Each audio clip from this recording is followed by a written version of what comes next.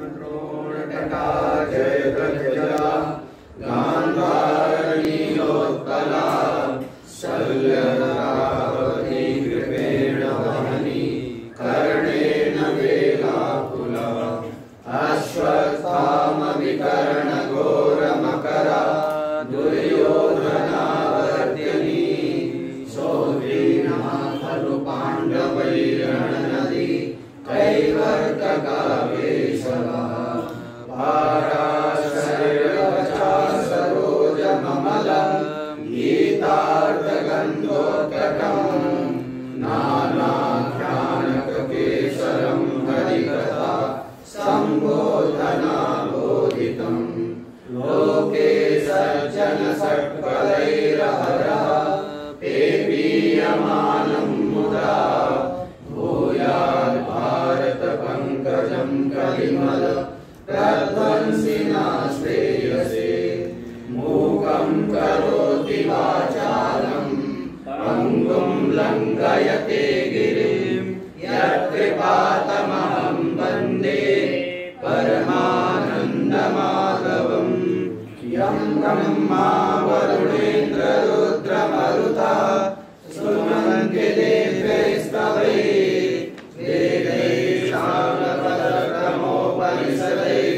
गायन्ति यं सामगाः ध्यानावस्थिततद्गतेन मनसा पश्यन्ति यं योगिनो यस्यान्तं न विदुषुरासुरगणा देवाय तस्मै नमः। श्री भगवानुवाच ऊर्ध्वमूलमधशाखम्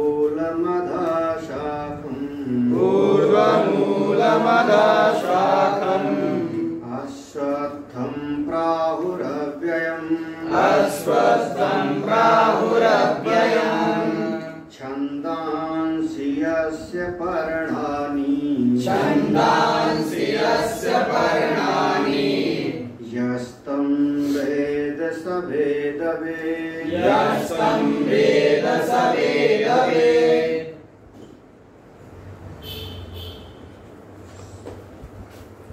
यह संसार वृक्ष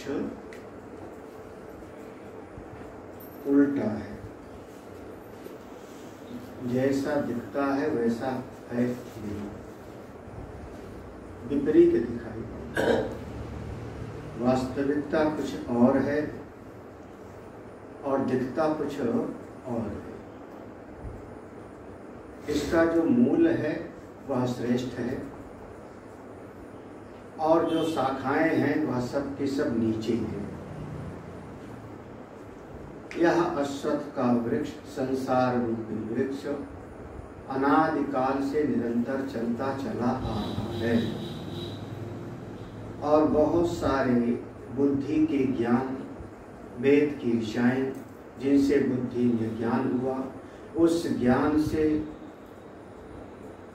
प्रेरित होकर के जीव अनेकानेक कर्म करता है। उस कर्म का फल भोगने के लिए पुनः संसार में आता है। यही इस संसार को बढ़ाने वाले पत्ते हैं। जो इसको जानता है वास्तव में वही जानता है। ठीक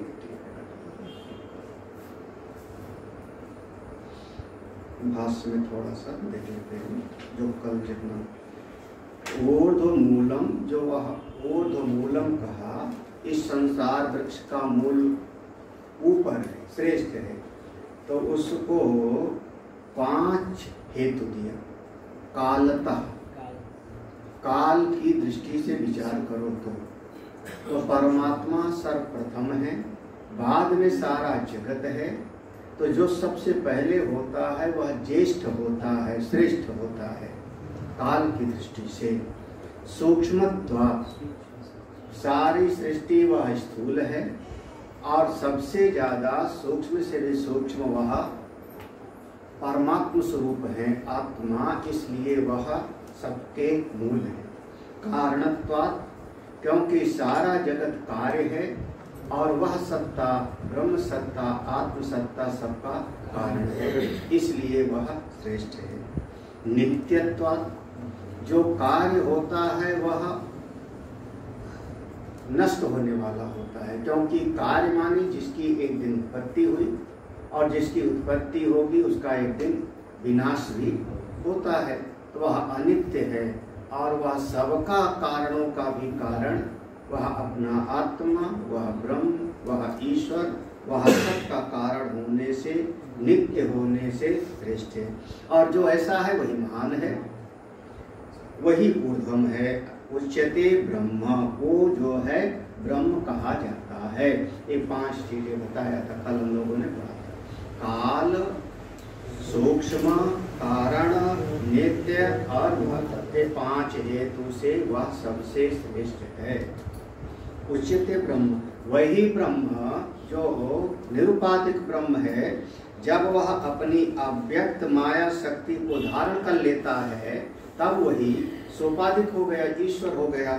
और वही ईश्वर इस सारे जगत का मूलम अस्य इति सा, यह संसार कार्य, तो इसका वो सोपाधिक ब्रह्म ईश्वर इसका कारण है। जो निरुपाधिक ब्रह्म है वो कारण नहीं होता, वो अधिष्ठान होता है।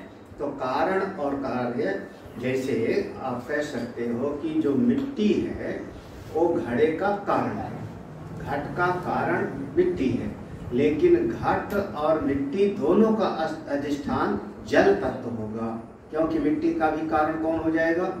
तो उससे को दोनों का अधिष्ठान हो जाएगा। तो वह चीज जो सगुण ब्रह्म है, ईश्वर है, वही सारे जगत का कारण होता है। तो श्रुति में भी ऐसा कहा गया है, ऊर्ध्वमूलो अवाक् शाखा, कठोपनिषद में ऐसा कहा गया। पुराणे च, अभी पुराण में वर्णन हुआ, पुराण का श्लोक है। अव्यक्त मूल प्रभवा तस्यैव अनुग्रहो तिथा बुद्धि स्कंधमयश्चैव इंद्रियांतरकोटरः महाभूत विशाखश्च विषयै पत्रमास्तथा धर्माधर्म सुपुष्पश्च सुख दुख फलोदयः आजीव्य सर्वभूतानां ब्रह्म वृक्ष सनातन एतद् ब्रह्म वनं चैव ब्रह्माचरति नित्यसा एतत् चित्वा च वित्वा च ध्यानेन परमासिना ततश्चात्मरतिं प्राप्य तस्मान्ना वर्तते पुनः इत्यादि। वैसे भगवान जगत गुरु शंकराचार्य जी पुराण का दृष्टांत बहुत कम देते हैं, बहुत कम। हाँ, वो कहीं कहीं पर बिरला होगा, नहीं तो जल्दी पुराण का वो प्रसंग नहीं लेते, वो सीधे श्रुति में रहते हैं, उपनिषद गीता। यहाँ पर कभी कभी महाभारत का भी वो दृष्टांत कोई न कोई ले आते हैं उत्तर। यहाँ पुराण का लिया, अभी किस पुराण में लिखा है ये हमको नहीं पता, किस पुराण का है, लेकिन अब विचार करने वाले विचार करते हैं, आनंद गिरी टीका में देखना पड़ेगा। अव्यक्त मूल प्रभवः, देखो ये जो श्लोक का अर्थ देखने में, अव्यक्त मूल प्रभवः, वह जो मूल है, मूल माने ऊर्ध्वमूलम, जो मूल है उससे सबसे पहले अव्यक्त प्रकट हुआ। अव्यक्त प्रकट हुआ किससे? वह ऊर्ध्वमूलम जो सबसे श्रेष्ठ था, उससे सबसे पहले अव्यक्त हुआ। अव्यक्त माने माया यानी प्रकृति, वो प्रकृति को धारण किया। फिर उसके बाद में तस्य एव अनुग्रह उत्थिता, उसके बाद फिर उसी के अनुग्रह से, उसी की कृपा से फिर वो उत्थित हो गया। कौन उत्थित हो गया? फिर महातत्व प्रकट हो गया, अव्यक्त से महातत्व। फिर देखो बुद्धि स्कंधमयश्च, यह जो वृक्ष है स्कंद माने तन, तो फिर क्यों पैदा हो गया? बोले बुद्धि पैदा हो गई, बुद्धि माने हिरण्यगर्भ, फिर उसके बाद हिरण्यगर्भ पैदा हो गया। देखो अव्यक्त महातत्व और उससे फिर हिरण्यगर्भ हो गया। अव्यक्त महातत्व हिरण्यगर्भ और उसके बाद 5 महाभूत और इंद्रियां पैदा हो गई। इंद्रिय अंतर कोटरा, ये जो संसार वृक्ष है, इस संसार वृक्ष में ऐसे समझो यह हिरण्यगर्भ तना है और इसमें जो है बहुत सारी जो इंद्रियां हैं, इंद्रियां माने जैसे पेड़ में वो तने में नहीं कोटरा, इंद्री अंतर कोटरा, कोटरा जैसे कोई पक्षी छेद करके पेड़ में और रहने का घोंसला बना लेता है,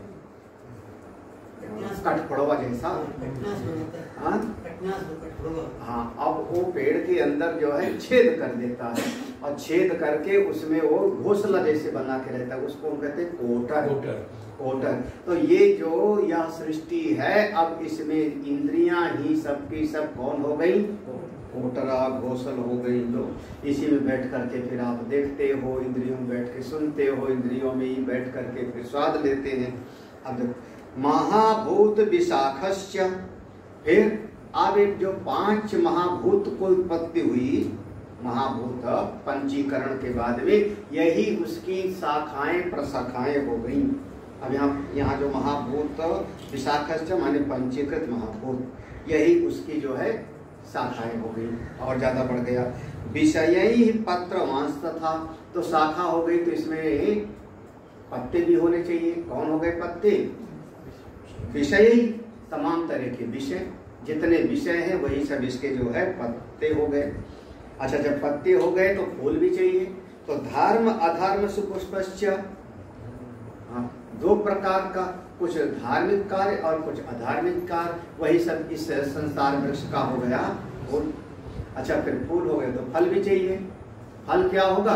सुख दुख फलोदया। फिर संसार में 2 फल मिलता है जीव को, सुख और। अच्छा, जब पेड़ है, पेड़ में घोंसला भी बन गया, उस पत्तियां भी हैं, फूल भी हैं, फल भी लग गया, तो फल लग गया तो उस पर कुछ पक्षी वगैरह आएंगे कि नहीं? जब फल लग गया तो उस फल को खाने के लिए कुछ न कुछ और जीव भी उस पर आके बसेरा करेंगे, पक्षी आदि। तो जो पक्षी आदि उस पर आके बस जाते हैं, हम कहते हैं उन पक्षियों की जीविका चल रही है वो पेड़ से। जैसे आदमी अपनी जीविका चलाता है कमा के, अनाज पैदा करके, तो आजीव्या सर्वभूतानां, तो ये संसार रूपी वृक्ष पर यह जो जीव रूपी पक्षी है, ये आकर के यहाँ पर फिर अपनी जीविका चलाने लगे। कैसे जीविका? बस सुख दुख रूपी फल खाएंगे, धर्म अधर्म रूपी कार्य करेंगे, कुछ न कुछ ऐसे जो है चलता रहेगा संसार वृक्ष, जीव आते रहते। आप सब ये संसार वृक्ष के पक्षी हो गए। आजीव्या सर्वभूताना, सर्वभूताना माने सारे जीव, चाहे पशु के हो चाहे पक्षी को हो, सारे जीव इसी जगत में आकर के अपना जीविका चलाते। जीविका माने अपने कर्मों का फल प्राप्त करते हैं। यह जो ब्रह्म वृक्ष है, ब्रह्म वृक्षा सनातना, ये ब्रह्म वृक्ष, यह अश्वत्थ वृक्ष, ये कब से चला आ रहा है? हाँ, हमको पता नहीं, इसलिए जगत को हम अनादि कहते हैं। जगत अनादि है। अनादि माने इसका प्रारंभ किसी को भी पता नहीं है। पहले कभी प्रलय हो गया होगा, फिर उत्पत्ति हो गई, फिर प्रलय हो गया होगा, फिर उत्पत्ति हो गई, अनादि काल से चला रहा है। एतद् ब्रह्म वनम चैव, इसी को उपनिषदों में ब्रह्म वन कहा है। ये जैसे वन होता है जंगल, जंगल में अगर कोई आदमी चला जावे तो रास्ता भटक सकता है, वहां हिंसक पशु उसको मार भी सकते हैं, वहां भूखा प्यासा भी मर सकता है जंगल में। उसी प्रकार से यह जो उस ब्रह्म से बना हुआ है, इसका नाम हो गया ब्रह्म। जैसे आप कहते हो आम्र वन, आम का बगीचा, अमरूद का बगीचा, तो ये ब्रह्म से बना, तो कौन सा बगीचा हो गया संसार? ब्रह्म वन। एतद् ब्रह्म वनम चैव, ये सारा का सारा वह एक वृक्षों का बना हुआ वन है, और इसमें जीव आके भटकता रहता है। बस कभी रास्ता ढूंढता रहता है, क्या करूं कि मुक्ति मिले, क्या करूं कि सुख मिले, क्या करूं कि इससे छुटकारा मिले, और मिलता उल्टा बेचारे को हो कुछ नहीं। और जो रास्ता है वहां पर जो है, जो मिलने वाला रास्ता है वहां से दूर रहता है, जो मिलने वाला रास्ता है वहां से दूर बचा रहता है। तो एतद् ब्रह्म वनम चैव ब्रह्म आचरति नित्यशः, और इस ब्रह्म वन में व्यवहार कौन करता रहता है? ब्रह्म आचरति सर्व नित्यशः। अरे वास्तव में वो आत्मा ही यहाँ पर अपना खेल कर रही है। सर्वम खलविदम वही परमात्मा ही सब क्रीड़ा कर रहा है, वही देख रहा है। साधक क्या करे? एतत् छित्त्वा च भित्त्वा च ज्ञानेन परम असिना। असिना कहते हैं तलवार। एक तलवार ले, कोई तलवार, उस तलवार को लेकर के पहले उसको पैना करे। अगर उसकी धार नहीं चढ़ी होगी तो फिर आप उससे कुछ काट नहीं सकते हो। तो असिना माने तलवार, अभी इसमें भी आएगा ना शायद, असंग शस्त्र। तो यहाँ एक तलवार लो, वो तलवार को पहना करो। कौन सी तलवार है? ज्ञान की तलवार। ज्ञान की तलवार लेकर के श्रवण, ज्ञान माने श्रवण मनन और निधिध्यासन, इसी से पहना करो। और पहना करके फिर इस संसार वृक्ष को छित्त्वा च भित्त्वा च काट दो। छित्त्वा और भित्त्वा यहाँ दो शब्द है ना। छित्त्वा माने काट करके, भित्त्वा माने भेदन करके। तो इसका मतलब हुआ कि जैसे हम कोई पेड़ काटते हैं बड़ा वाला, तो नीचे से काट देते, फिर उसकी शाखाओं को अलग अलग काटते हैं। ऐसा होता है ना, अलग अलग काट के तब ट्रैक्टर पे लाद के ले जाओगे, उतना बड़ा एक पेड़ लाते नहीं ले जा पाओगे। तो पहले पेड़ को काट दिया, छित्त्वा धराशायी हो गया, फिर उसके तमाम भेद कर दिए हमने, छोटे छोटे। ऐसे संसार वृक्ष को उच्छेद कर दो। ज्ञान रूपी तलवार से श्रवण मनन निधिध्यासन करते हुए ये संसार वृक्ष का जो उच्छेद कर देवे, ततः च आत्मरतिम प्राप्य, तब वो अपने आत्मरमण में हो जाता है, आत्मनिष्ठ हो जाता है। फिर तस्मात् न आवर्तते पुनः, फिर दोबारा इस संसार में वापस नहीं आता। इसलिए ऐसी साधना करनी चाहिए। ये संसार, तो संसार वृक्ष को यहाँ पर वर्णन किया, यहाँ दृष्टांत दे दिया। पुराण में भी ऐसा वर्णन आया कि ये संसार वृक्ष का मूल वो सगुण ब्रह्म है, उसकी शक्ति है माया अव्यक्त, उससे फिर ये संसार वृक्ष बढ़ता चला गया। अब अगला शब्द ऊर्ध्व मूलम, यहाँ तक हो गए। अब जो है अधा शाखम, आधा शाखा माने शाखाएं नीचे, उसका करते। तम ऊर्ध्व मूलम संसार मायामयम वृक्षम अधा शाखम महद अहंकार तन्मात्र आदया शाखा इव अस्य अधो भवन्ति इति सा अयम अधा शाखा। तम अधा शाखम न स्व अपि स्थाता इति अस्वत्थः तम क्षण ध्वंसिनम अस्वत्थम प्राहु कथयन्ति अव्ययम्। देखो, तम ऊर्ध्वमूलम, ये जिस वृक्ष का अभी निरूपण किया इतने समय से, ऊर्ध्वमूलम, तम माने उस ऊपर जड़ वाले संसार वृक्ष का। कैसा संसार वृक्ष है? यही संसार और कैसा है? माया।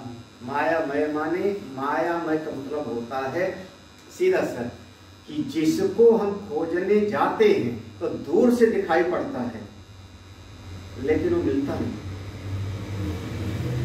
वो मिलता नहीं। जैसे मृगमरीच का है, दूर से जल दिखाई पड़ता है, आदमी दौड़ता है पाने को, लेकिन हिरन को वहां जल मिलता नहीं। यही ना इसका नाम हो गया, इसका नाम मृगमरीच का, यही माया है।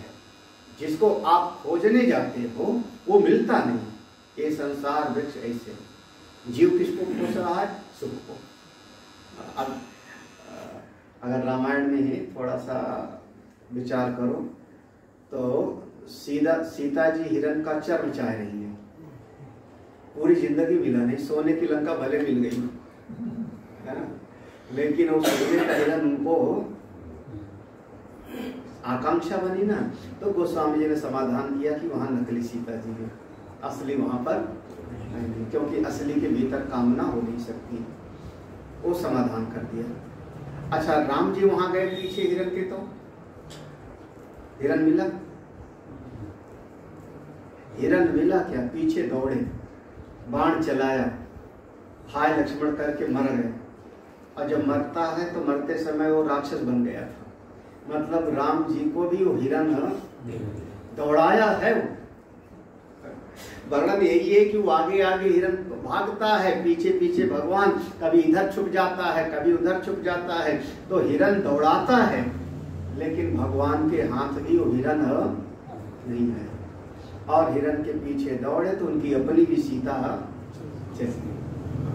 मतलब वो भी नहीं मिला और ये भी नहीं मिले। बस यही है संसार का मायामय। संसार मायामयम वृक्षण, ये संसार मायामयी है। और ज्यादातर आदमी पर ऐसे दौड़ता है, फिर वो निभाता रहता है। क्योंकि क्या करें, अब फंस गए संसार में, फंस गए तो बिछा निभाता रहता है। तो ये जो संसार रूपी वृक्ष मायामयी है, जिसकी जड़ ऊपर है, श्रेष्ठ है, परमात्मा है, ये संसार वृक्ष की अथाह शाखम, शाखाएं नीची हैं। शाखाएं कैसे? देखो, महत अहंकार तन मात्रा आ गया। वही अभी जैसे पढ़ा हमने, इस संसार वृक्ष में वो अव्यक्त, अव्यक्त से फिर महत्त्व, महत्त्व से अहंकार, फिर उससे तन्मात्रा, तन्मात्रा यानी पांचों महाभूतों का, आकाश का शब्द, स्पर्श, रूप, तन्मात्रा आ गया।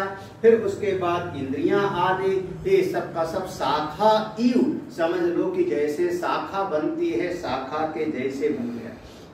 अस्य अधो भवंती इति, जैसे शाखा नीचे, जैसे वो हमने कल दृष्टांत दिया संसार वृक्ष का, परिवार वंश वृक्ष का, ऐसे ही शाखा इव, जैसे शाखा के जैसे नीचे की तरफ बढ़ती चली गई। एक परमात्मा, उससे अव्यक्त, अव्यक्त से महत, अहंकार, फिर पंच तन्मात्राएं, फिर इंद्रियां, फिर बढ़ती चली गई। ये सब नीचे।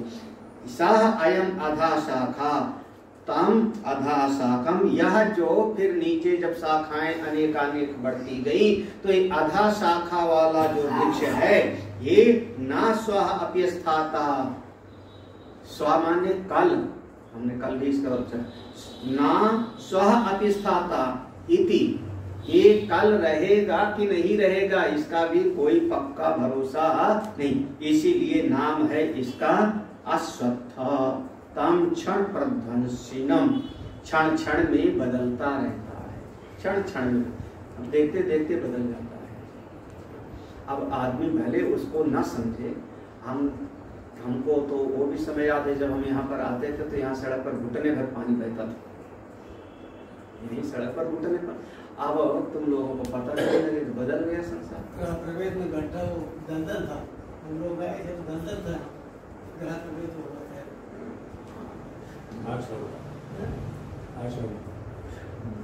उसमें ट्रैक्टर में फंसा था एक ना, तो अब क्षण भर तो न बदलता गया ना। अब समय समय पर संसार का वृक्ष एक जैसा रहता नहीं, क्षण प्रध्वंसन। इसीलिए इसका नाम है अश्वत्थ। अश्वत्थ माने, इसको दृष्टांत दिया जो पीपल के वृक्ष से, पीपल का वृक्ष से दृष्टांत देने का मतलब ये कि पीपल का पत्ता हवा ना चलता हो तो भी हिलता रहता है। उसकी जो डंठल होता है पत्ता जिसमें, तो पत्ते का वजन ज्यादा होता है, डंठल थोड़ा पतला होता है। जैसे जिसका डंठल मजबूत होगा, पत्ता हल्का होगा तो वो नहीं हिलेगा। बरगद का पत्ता है या आम का पत्ता है, वो हवा चलेगा तभी हिलेगा, वैसे नहीं हिलेगा। लेकिन पीपल का जो डंठल है वो बहुत पतला है, कोमल है, और पत्ते का वजन ज्यादा है। तो जरा सा भी जो है बिना हिले भी वो हवा के भी हिलता रहता है।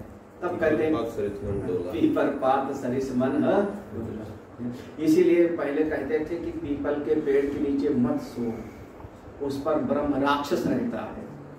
हम तो कहते हैं भगवान का स्वरूप है।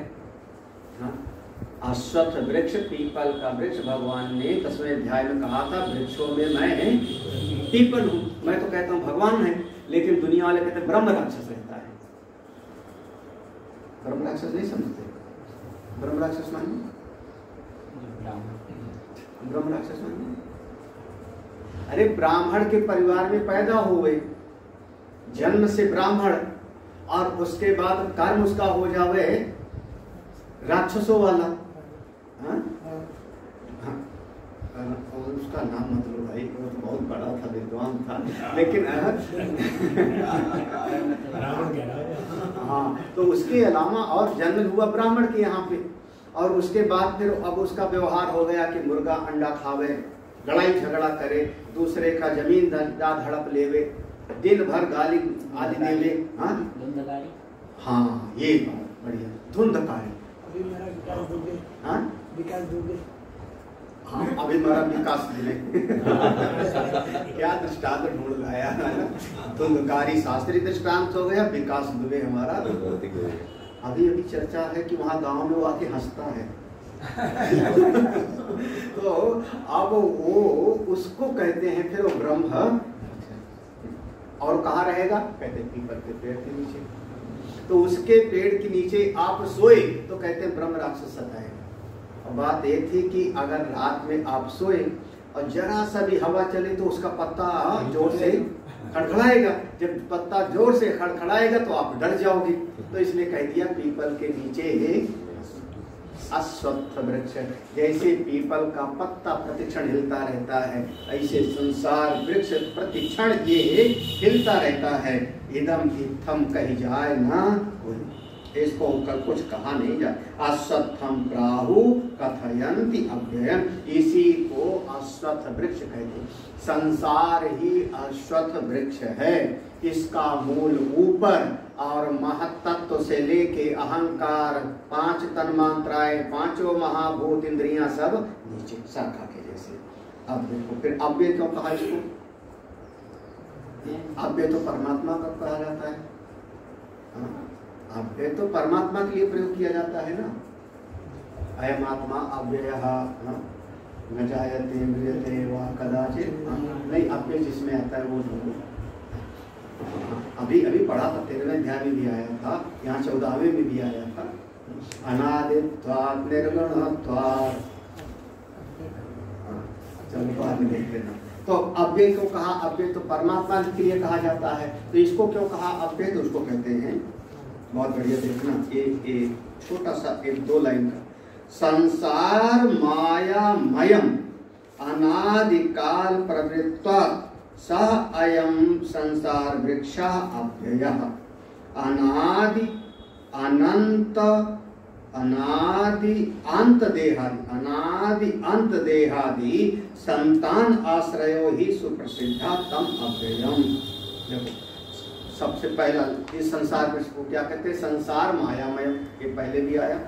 ये संसार वृक्ष कैसा है? माया। माया में कहने का मतलब जैसा दिखता है वैसा है, बस सीधा सा, जैसा दिखता है वैसा है। ये बहुत बहुत पक्का चित्त में बिठाए रखो। दुनिया में अगर जीना है तो, समझदार हो तो बिल्कुल इसको हृदय में बिल्कुल बिठा के रखो। जो दिखता है वैसा है नहीं।